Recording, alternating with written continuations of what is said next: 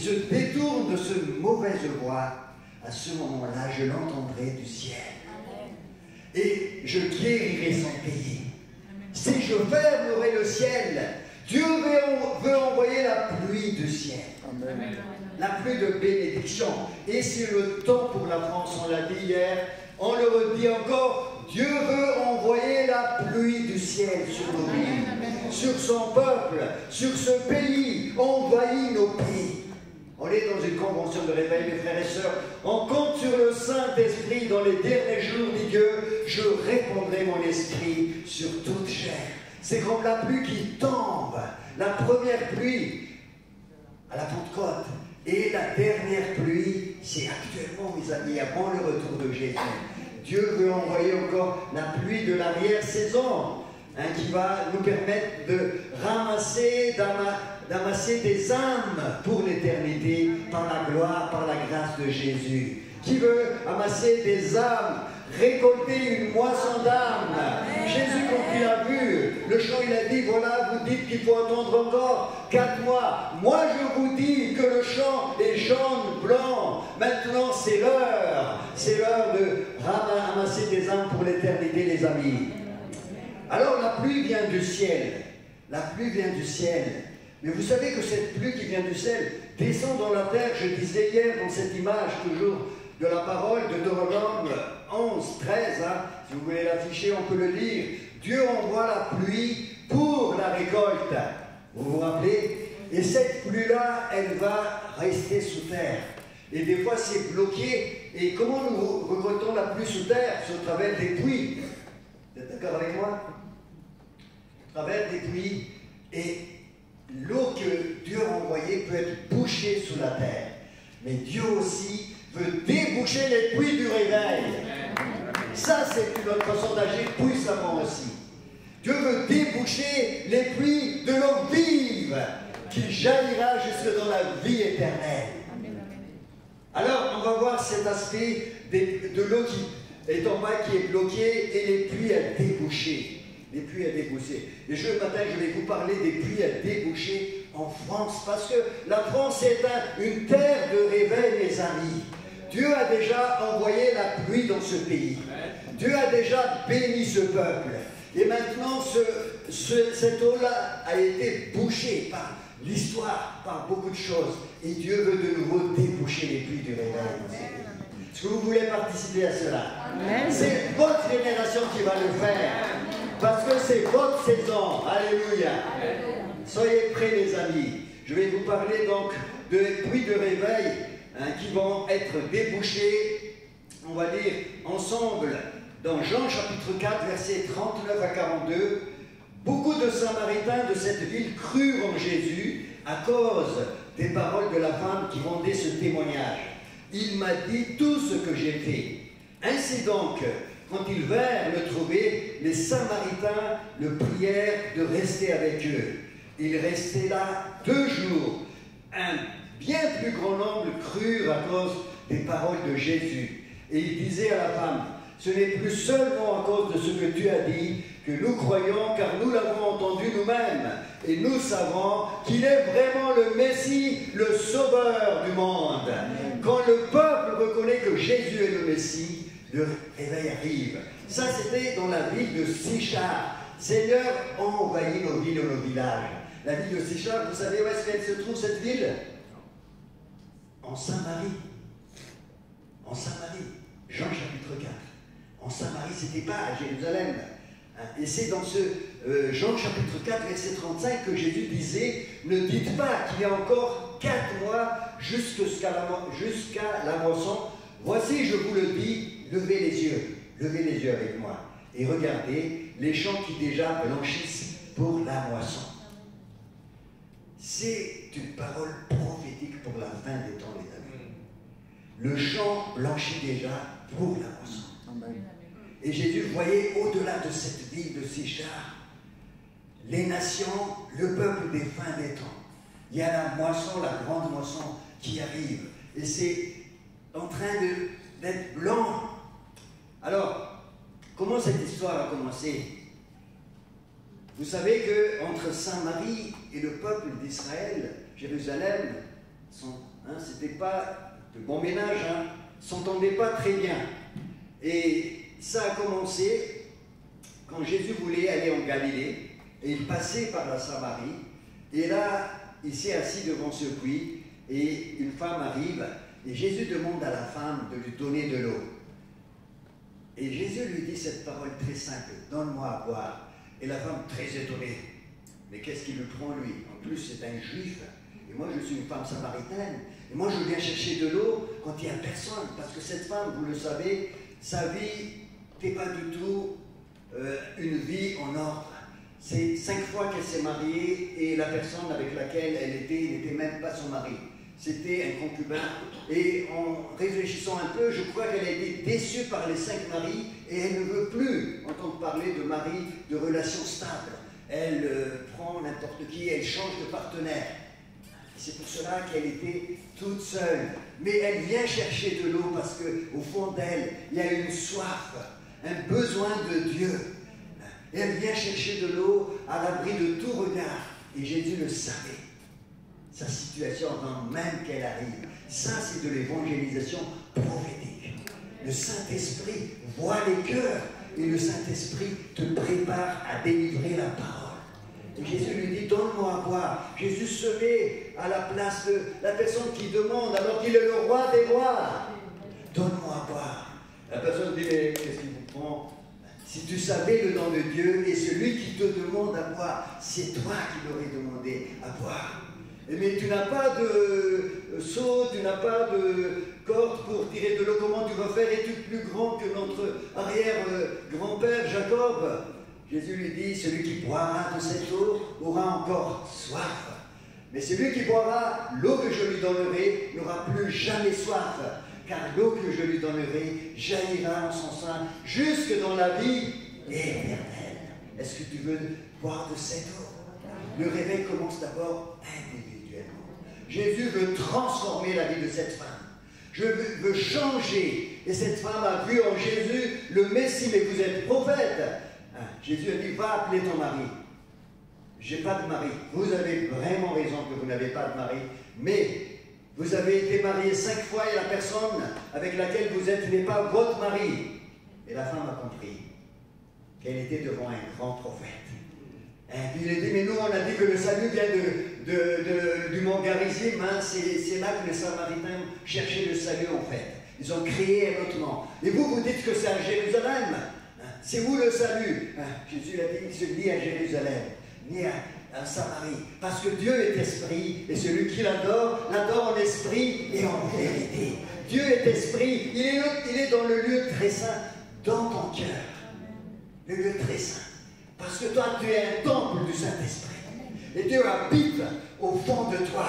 Et quand tu es réveillé, lève-toi, toi qui dors. Lève-toi qui dors. Et Christ t'éclairera. Parce que Dieu est au fond de l'eau. Et Dieu veut étancher cette soif au fond de toi. Et cette soif, Jésus va le faire. Et ce qui se passe après, cette femme a été touchée, elle est allée dans la ville de Sychar. Elle a évangélisé cette ville. Et c'est toute la ville qui est gagnée à Jésus. On l'a vu tout à l'heure. Amen. Amen. Voilà le réveil, les amis. Toute la ville gagnée au Seigneur Jésus. Amen. Jésus va le faire pour Paris, pour Orléans. Hein, je sais qu'il y a une personne qui habite Orléans ici. Pour la Normandie. Hein, c'est ça. Et puis pour d'autres. Rouen. Voilà. Jésus veut gagner la France sera sauvée. Alléluia. Alléluia. Mais les puits, je vous disais tout à l'heure, peuvent être bouchés. Genèse chapitre 26, verset 15. On va aller dans le livre de la Genèse. 26, verset 15. Tous les puits qu'avaient creusés les serviteurs de son père à l'époque de son père Abraham, les Philistins les comblèrent en les remplissant de terre.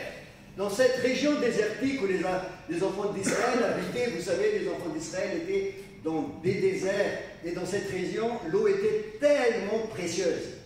Hein, qui a déjà habité dans le désert ou qui connaît bien le désert?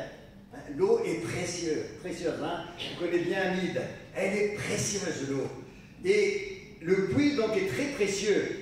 Et c'est deux puits que sort l'eau vive. Et les ennemis, les ennemis des enfants d'Israël, ils le savent très bien. Et qu'est-ce qu'ils font? Bon, ils vont les attaquer à ce niveau-là. Le diable le sait très bien. Il veut boucher les puits du réveil dans ton cœur. Il veut le boucher. Il le sait très bien, le diable. Il le sait très bien. Et c'est pour cela que les ennemis d'Israël ont bouché toutes les bénédictions des enfants d'Israël. Tous les puits ont été bouchés, les puits qu'Abraham a creusés, les puits qu'Abraham a utilisés pour bénir le sol, pour la récolte. Tout ça a été bouché. Et ces puits d'eau vive ont été bouchés par les Philistins. Dans Genèse chapitre 12, versets 1-2, vous connaissez l'histoire d'Abraham. Dieu a promis beaucoup de bénédictions à Abraham.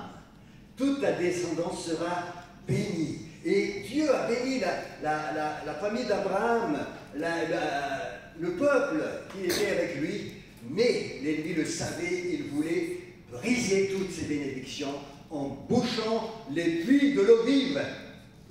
Et Abraham, vous le savez, un homme très riche, et donc pour faire vivre sa famille, il avait besoin de tous ces puits. Et dans Genèse chapitre 26, verset 18, suivez-moi, Genèse 26, 18, Isaac creusa de nouveau les puits qu'on avait creusés à l'époque de son père Abraham et que les Philistins avaient comblés après la mort d'Abraham. Voyez-vous, tout ça, ça préfigure les attaques de l'ennemi sur nos vies, sur nos villes, sur nos villages, sur nos nations, sur les continents. Il veut boucher les puits du réveil, à commencer par toi. Mais Isaac creusa de nouveau les puits qu'on avait creusés à l'époque de son père. Qui veut creuser de nouveau les puits? Alléluia. Les puits du réveil. Et que les Philistins avaient comblés après la mort d'Abraham. Et regardez bien la suite de ce verset. Il leur donna les noms que son père leur avait donnés. Les puits du réveil dans ton cœur, dans ta vie, dans ce pays, il y a un nom que Dieu a donné à ces puits. Et Dieu veut de nouveau les réveiller. Il y a une identité. Il y a une identité que Dieu a donnée, un appel, un service. Et Dieu veut de nouveau ressusciter. Enlever tout ce qui bouge. Les puits. Donc c'est pour cela que tu dois revenir à ton identité, à ta destinée, à ton appel. Il y a un nom là-dessus. Il faut le discerner. Ce matin, le Seigneur va te donner les noms des puits que tu dois déboucher dans ta vie.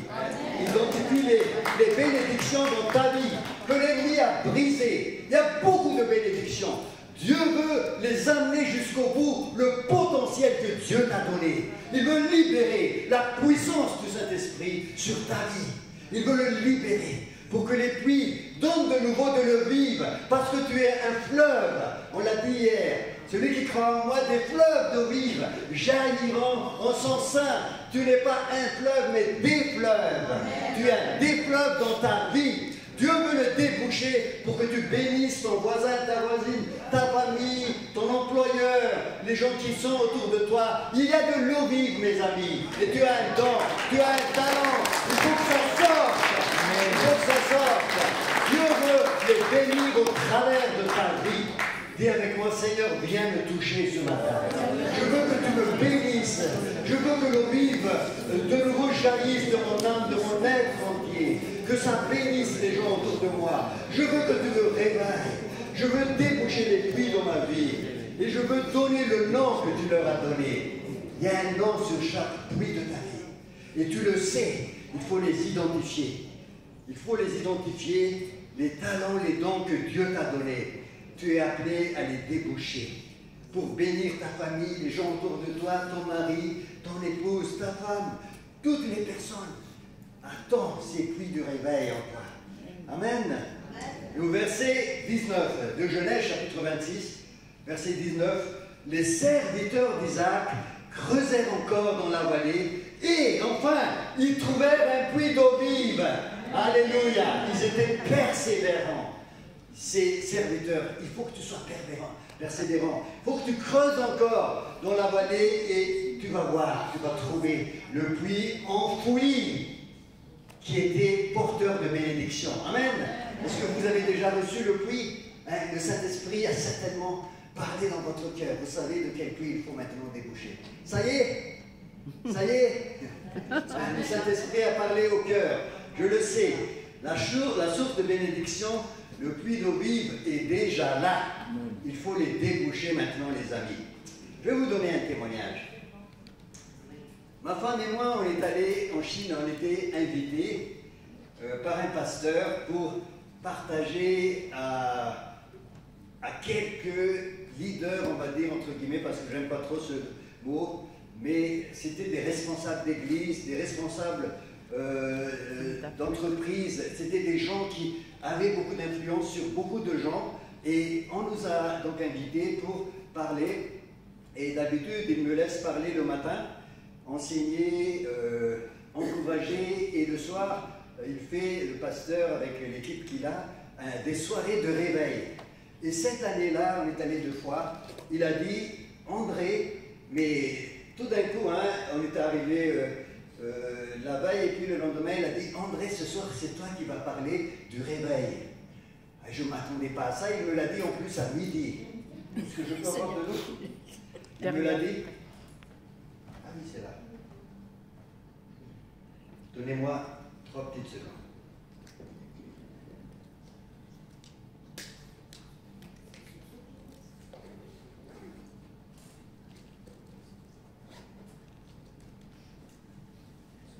L'eau vive, hein?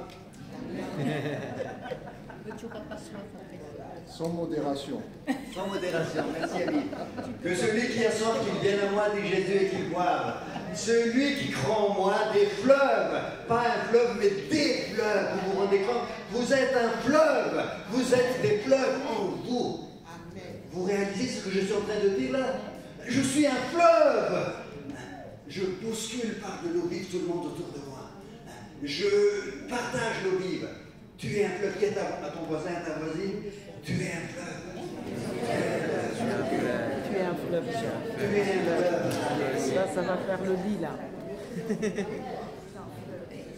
Alors, le pasteur m'a dit, au début d'après-midi, c'est toi qui prêches ce soir sur le réveil. Je ne m'attendais pas.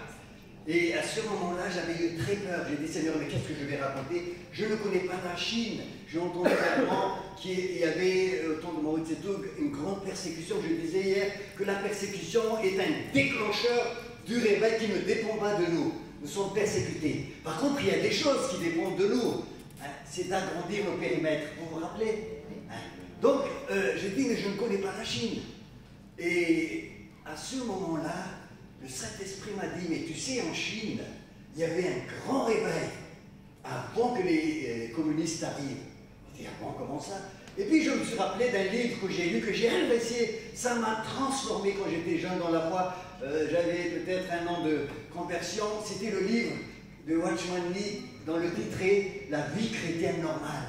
Et ce livre m'a bouleversé. Si vous n'avez jamais lu ce livre, moi je vous recommande. Qui a déjà lu le livre de Watchman Nee? La vie chrétienne normale. C'est un livre magnifique qui nous enseigne sur justement le salut, la justification par la foi et la vie de l'esprit. Et j'ai dit, mais Watchman Nee, c'était quelqu'un qui aimait Dieu, qui était très engagé. Mais il est mort en quelle année? Et comment il était? Et là, il faut que j'ai dit que je me renseigne. Et j'ai demandé au pasteur, et dites-moi, qu'est-ce qui s'est passé en Chine avant que les communistes arrivent? Il a dit, un grand réveil, incroyable. Et moi, je suis la fille, c'est un pasteur, je suis la fille de plusieurs pasteurs avant moi. Je crois que c'est combien de 5e génération. Et donc, elle a dit, moi, je suis toujours chrétienne, mais il y a un puits qui a été bouché. Je dis, merci Seigneur, je compris le message. Et tout de suite après, j'ai dit, merci, je vais parler des puits à déboucher. Et tout de suite après, ce qui m'est venu à l'esprit, j'ai dit, il faut que tu me confirmes que c'est bien ça le message que tu veux me donner. Et je vais demander à Lida de préparer le PowerPoint, que c'est vraiment ça le témoignage que tu veux, le message que tu veux me donner. Et j'ai dit, parce que vous savez, quelques années auparavant, avec mon épouse, nous avions été invités à venir chercher ma mère qui était dans les Cévennes. Et vous savez que les Cévennes, c'était un endroit où il y avait des bénédictions. Il y avait un endroit où des jeunes personnes prophétisaient, ils recevaient des paroles prophétiques. C'était au temps de la persécution en France. Et dans cet endroit des Cévennes, il y avait des puits, il y avait un réveil, et la France est une terre de réveil.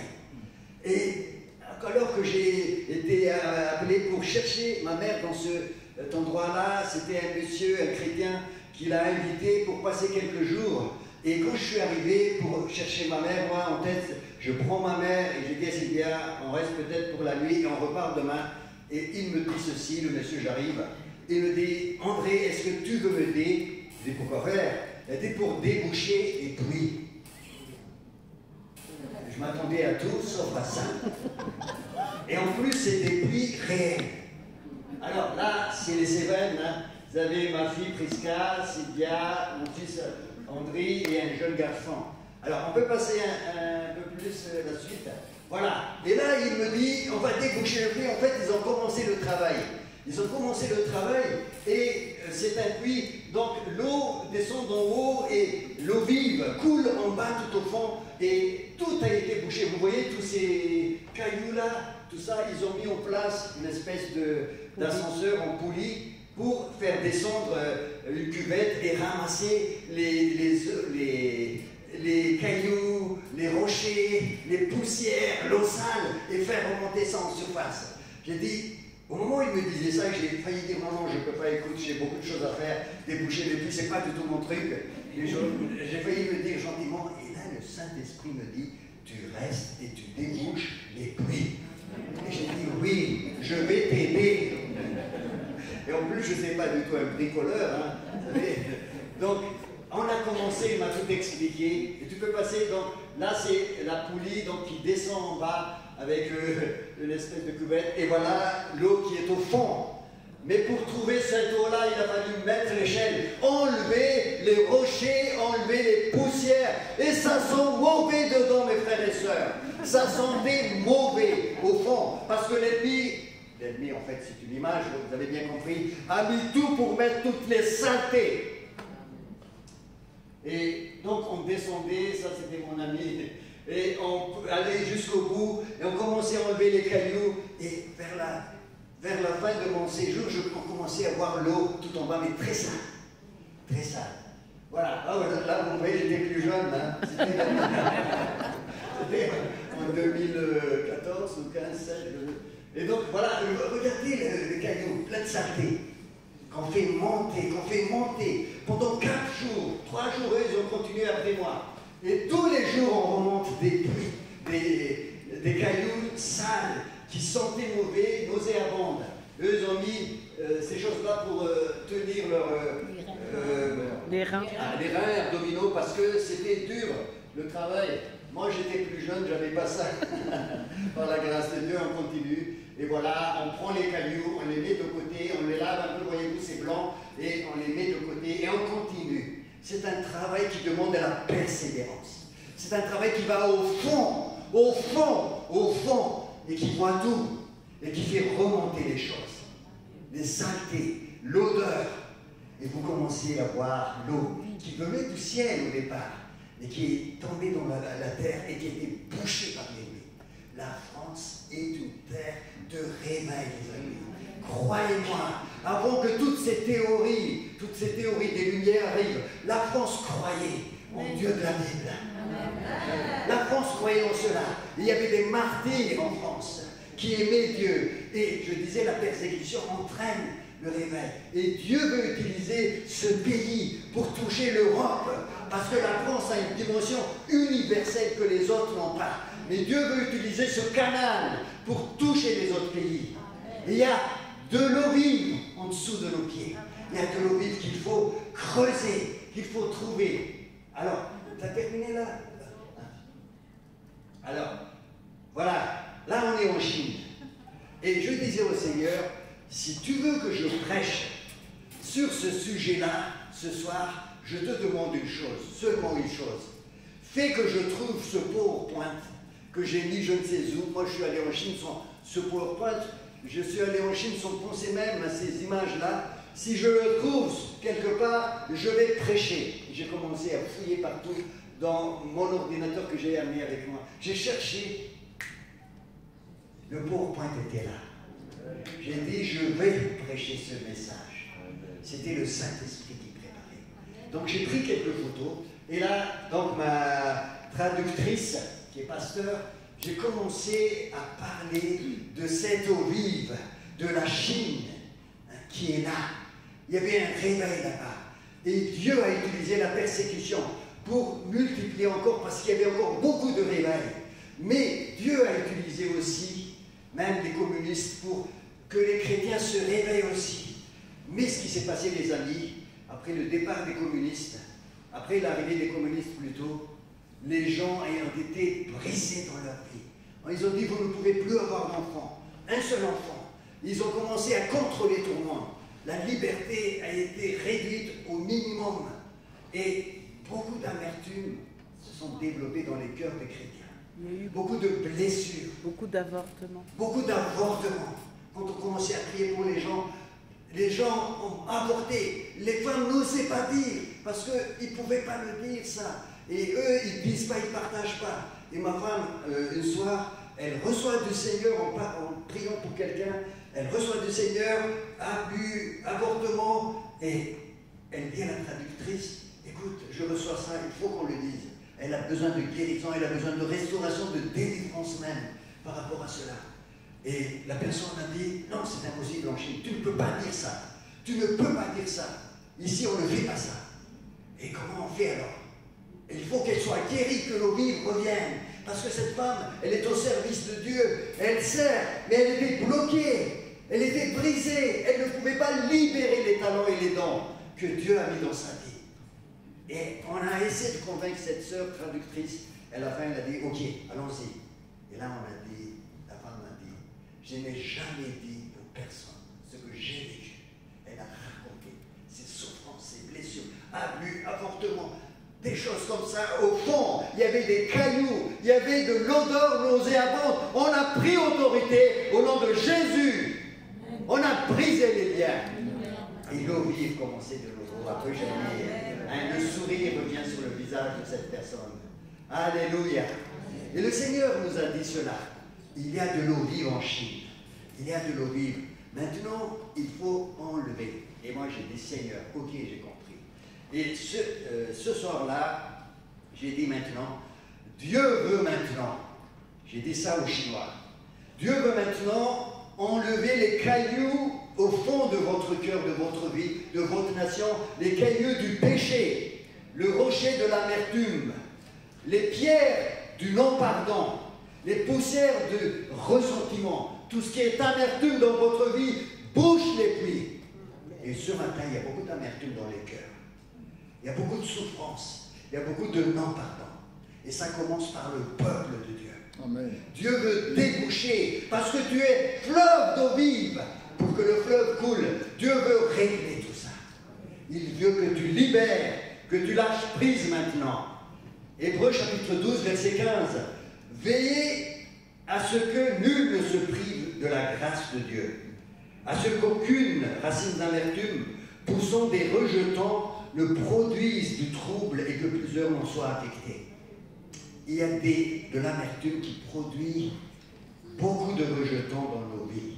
Le Seigneur veut aller au fond des choses maintenant. Qui veut que le Seigneur aille en profondeur.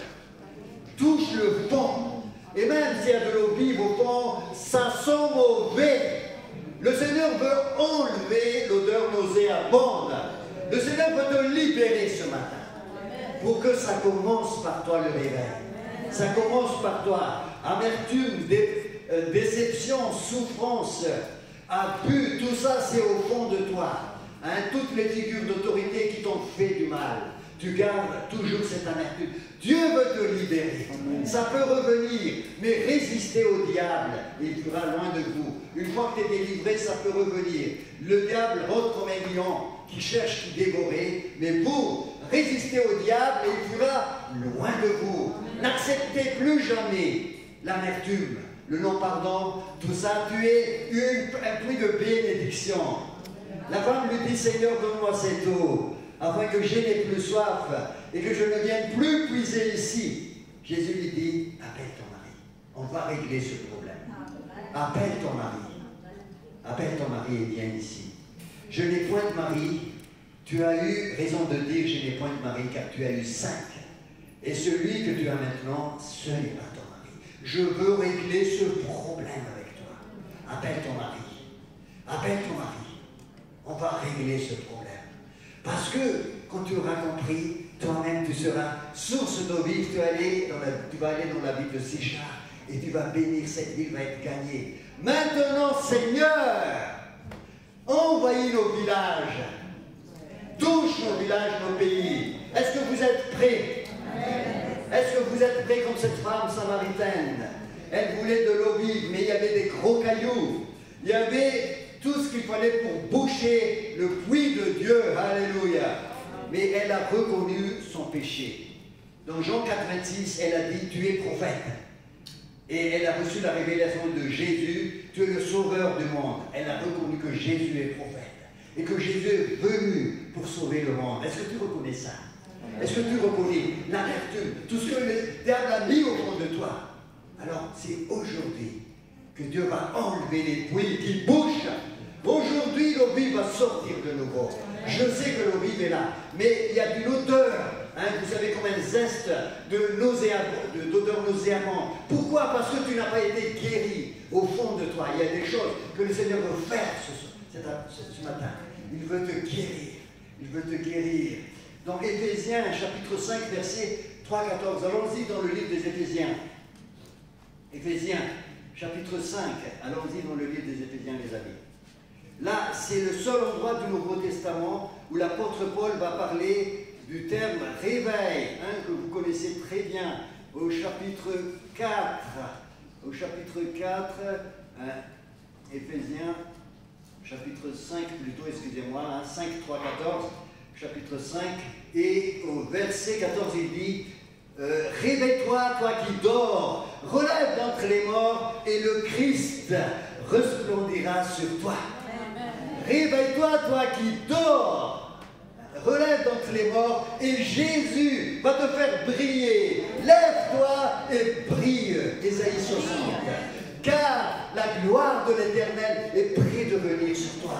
Lève-toi et brille. Lève-toi, lève-toi, lève-toi, lève-toi, lève-toi physiquement. Lève-toi et brille. Car la gloire de l'Éternel vient sur toi. Quand tu te lèves, la gloire de Dieu vient sur toi. La gloire de Dieu vient sur toi. Et la terre et toutes les villes sont dans l'obscurité. Mais sur toi, la lumière vient. Sur toi, la lumière, la gloire de Dieu vient. Et nous allons lire dans Éphésiens, vous savez, hein, vous pouvez vous rasseoir, après vous allez vous lever de nouveau. Vous avez une démarche de foi. Regardez bien avec moi dans Éphésiens, avant que l'apôtre Paul parle de ce réveil, il dit, on va lire ensemble, que l'inconduite, au verset 3, que l'inconduite, toute forme d'impureté ou de cupidité ne soit même pas mentionnée parmi vous comme il convient à des saints. Nous sommes des saints mis à part par le Seigneur. Et que tout ça ne doit même pas être mentionné parmi nous. Pas de grossièreté, pas de propos insensés, pas de bouffonnerie, cela est malséant, mais plutôt des actions de grâce. Car sachez-le bien, aucun débauché impur ou cupide, c'est-à-dire idolâtre, n'a d'héritage dans le royaume de Christ et de Dieu.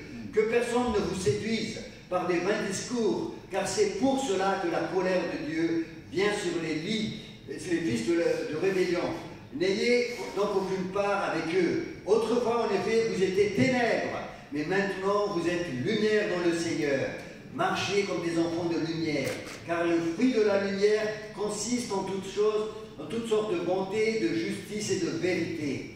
Examinez ce qui est agréable au Seigneur, et n'ayez rien de commun avec les œuvres stériles des ténèbres, mais plutôt dénoncez-les. Verset 12, en effet, ce que les gens font en secret, il est honteux même d'en parler. Mais tout cela, une fois dénoncé, apparaît à la lumière, car tout ce qui apparaît est lumière.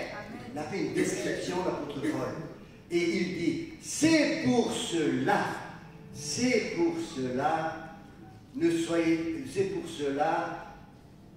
il est dit, réveille-toi d'entre les morts.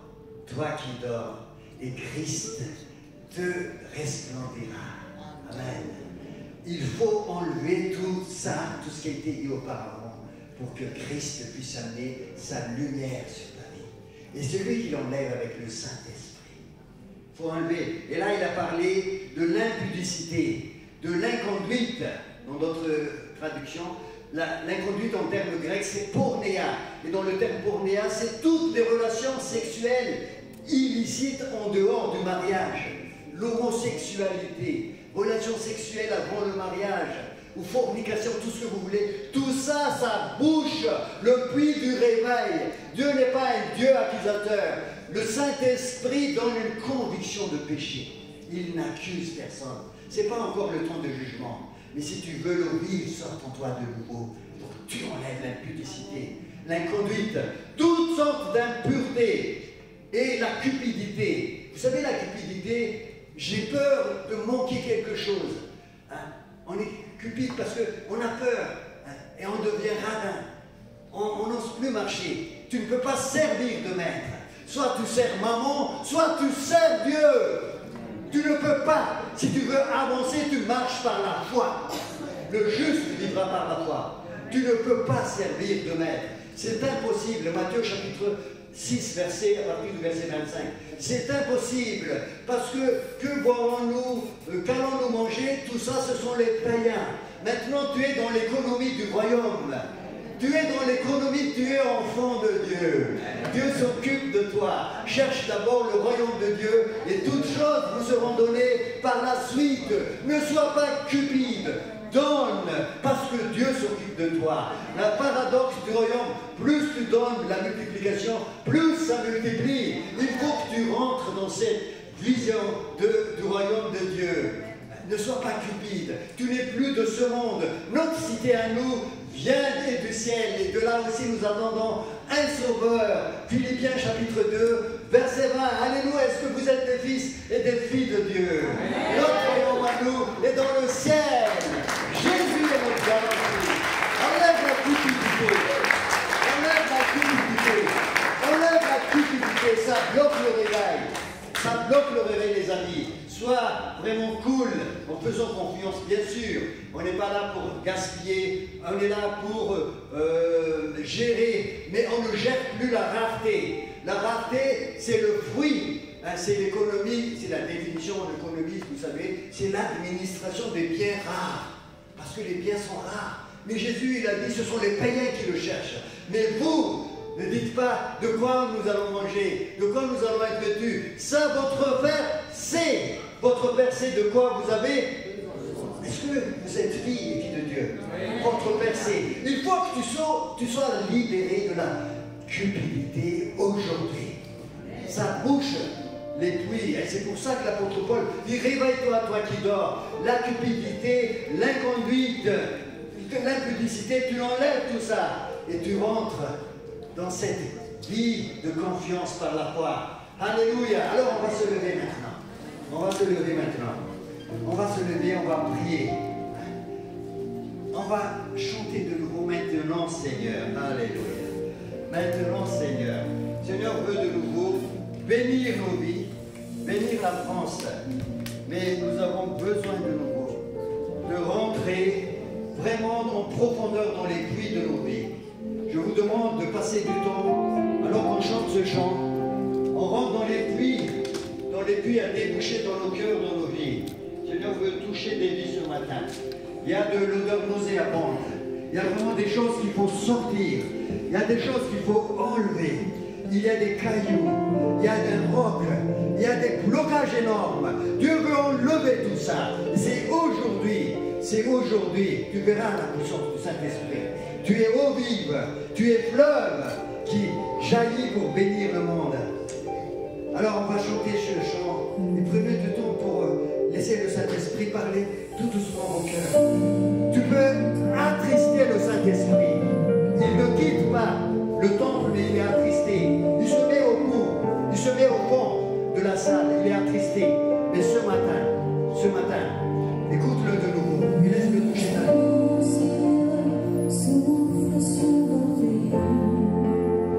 Envahis nos villages.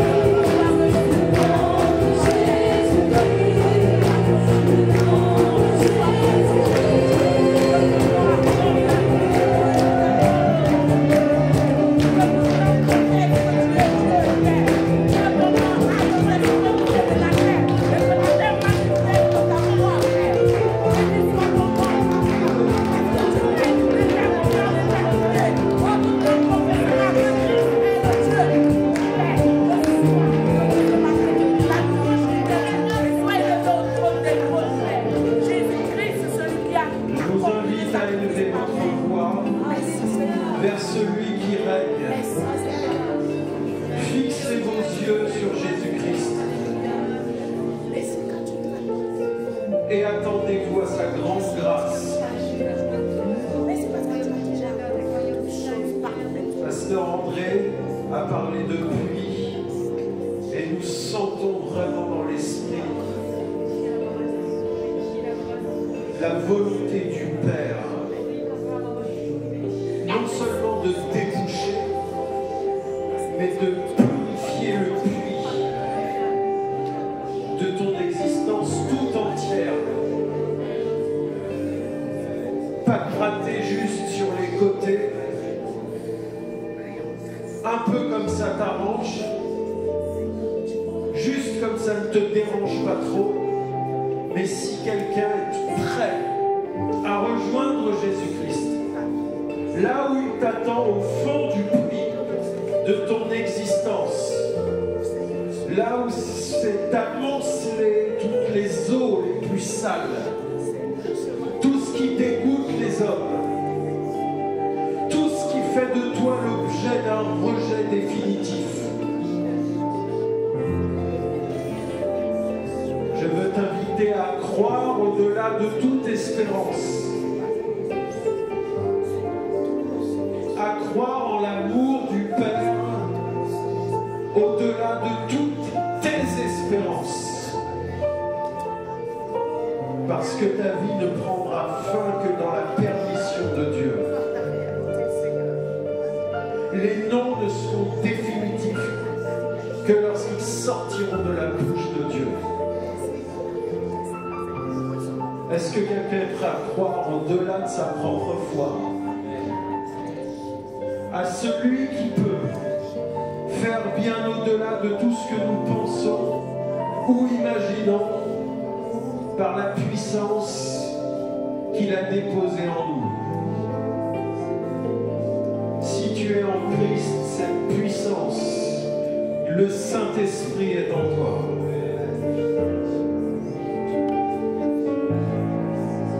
Et je crois que Dieu a libéré aujourd'hui, a décrété et arrêté dans les cieux et sur la terre pour ta vie un jour de restauration.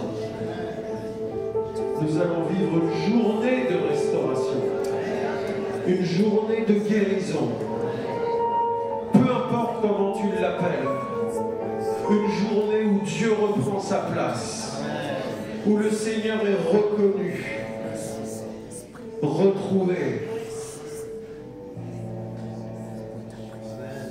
Et lorsque nous nous approchons de ce midi, je vais t'inviter maintenant à poser une main sur ton cœur et à parler à Dieu de toutes tes forces.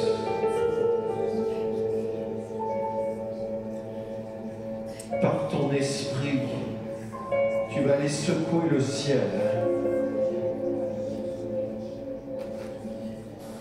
Tu vas monter sur les ailes du Saint-Esprit, déposer ta vie au pied du trône de la grâce. Parce que c'est la volonté de Dieu pour toi aujourd'hui, de monter afin qu'il te restaure.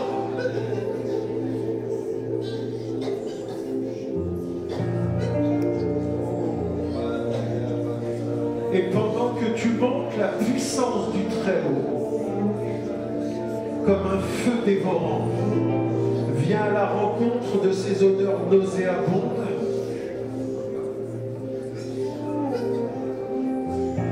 afin de purifier, de briser les rochers, de déplacer les montagnes, d'assécher les sources polluées, afin que ta vie soit déliée dans le nom puissant de Jésus. Dans le nom puissant de Jésus, élève ta voix face à face devant le trône.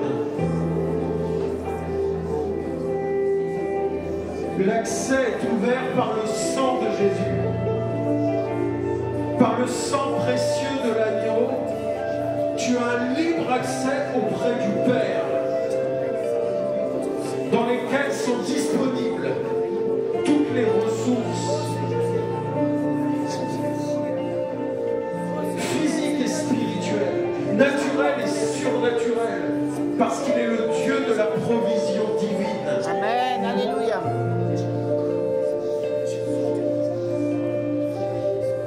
C'est pourquoi invoque son nom. Parce qu'il est écrit, invoque-moi, je te révélerai les choses cachées.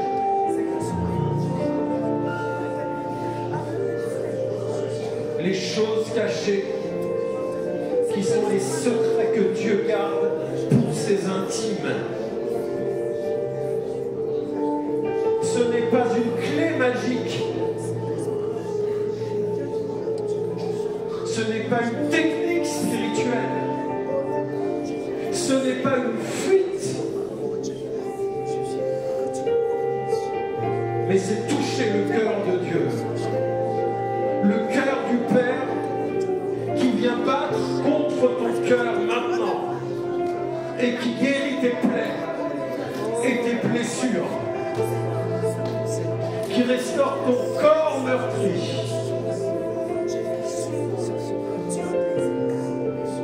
Et je vois des gens dans l'esprit qui ont été opérés à multiples reprises. Et vos corps portent des stigmates de la maladie, de l'empreinte de l'ennemi. Et je veux vous inviter à croire au miracle aujourd'hui. Tout au long de cette journée,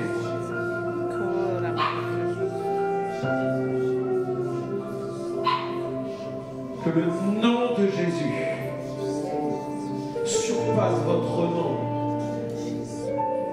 Que le nom de Jésus et tout ce qu'il renferme deviennent réels et soient libérés sur vous par le souffle du Saint-Esprit. Jour de restauration et de complète délivrance. Jour où les barreaux sont sciés. Et le Saint-Esprit agit maintenant dans les recoins de ton âme. Ouvre-lui ta porte. Ouvre-lui ton corps. Ouvre-lui ton cœur. Ouvre-lui ton âme. Et laisse-le rentrer. Dis-lui, Saint-Esprit, viens dans cette pièce que j'ai fermée. Je ne peux pas l'ouvrir trop longtemps parce que j'ai peur. Je ne peux pas l'ouvrir trop longtemps parce que la clé est cassée. Mais rentre et purifie. Rentre et change ma vie. Change ma vision, touche mes yeux. Ce collier dont parle l'Apocalypse, il est pour mes yeux. Il est pour moi maintenant.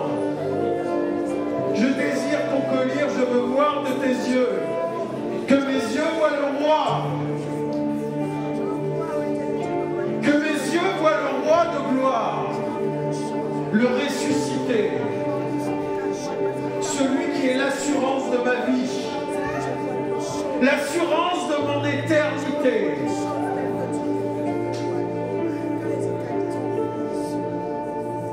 J'ai passé trop de temps dans la peur et dans le cachot de la peur.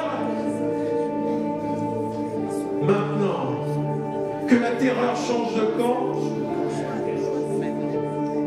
et que mes ennemis, par sept chemins s'enfuient. Fais de moi un géant. Fais de moi une géante. Cachée dans la grandeur de Dieu. Place-moi dans ton cœur. Père, place-moi dans ton cœur. Que mon souffle ne soit plus juste le mien. Qu'il se synchronise à mon cœur. Que mon cœur ne soit plus juste mes battements, mais ceux du Père en moi par ton Esprit Saint. et que je quitte cette vie pour rentrer dans la véritable.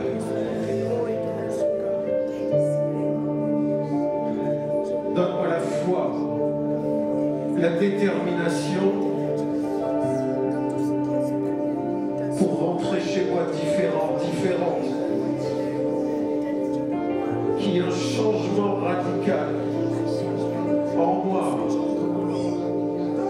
Avant que j'essaye de changer les autres, fais-moi voir les poutres dans mes propres yeux, les entraves de mon existence. Fais-moi la grâce de me voir comme toi tu me vois, pour qu'à la lumière de ta face, mes péchés aient honte de demeurer.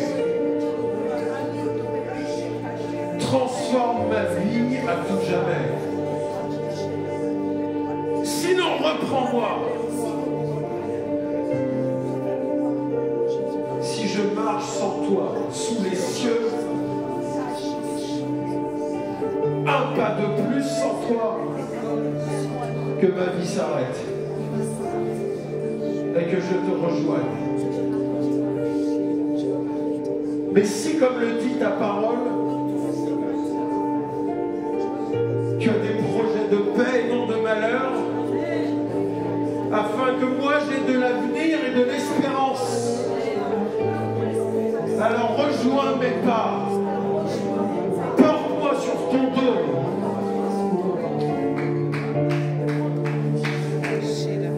Et dépose dans mon cœur le désir de communier à tes souffrances. Jésus-Christ, mon Sauveur.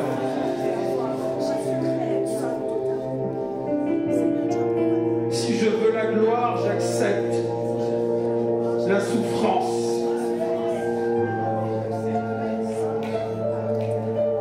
Du germe, le rejeton d'Isaïe. Homme de douleur habitué à la souffrance. Celui qui a tendu l'autre joue. Celui qui a été couronné d'épines. Pour que tu puisses te coiffer.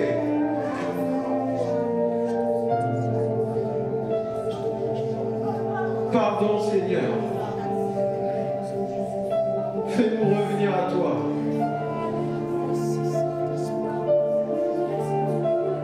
Que cet appel à la repentance qui déchire le ciel change le visage de ton Église, quel que soit son nom ou sa dénomination, quel que soit le nom des ministères, le nom des hommes, que Jésus-Christ soit reconnu roi, de jour en jour et de siècle en siècle. Déchire nos cœurs et non nos vêtements. Tous ceux qu'on a insultés et accusés injustement, ceux pour qui le même sang a été versé,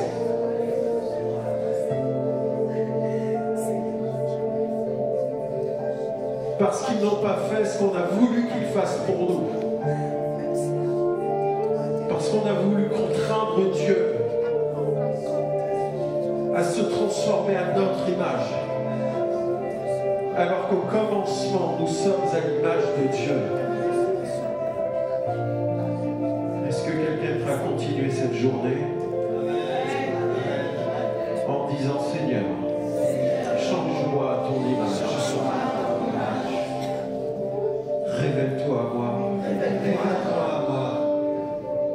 Et que ma vie ne soit plus jamais la même. Et que ma vie ne soit plus jamais la même. Alléluia. Alléluia.